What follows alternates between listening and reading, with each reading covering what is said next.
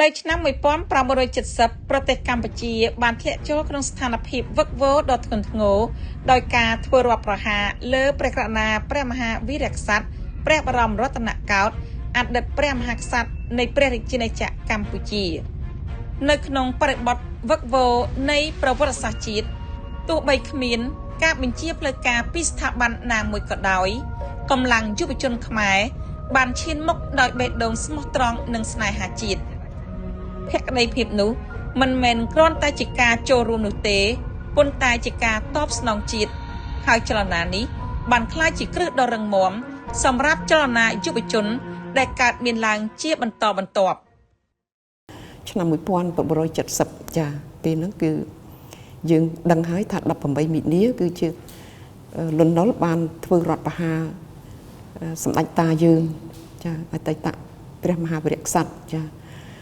ពេលហ្នឹងហើយគឺកម្លាំងយុវជនយើងក៏មានការប្រមូលផ្ដុំគ្នាទៅរកវិធីណាដើម្បីជួយកុំឲ្យវាមានភាពចលាចលវឹកវរឬក៏សង្គ្រាមទូទាំងប្រទេសកើតឡើងអញ្ចឹងគឺយុវជនយើងពេលហ្នឹងគឺបានរួមគ្នាក៏យើងមិនទាន់មាន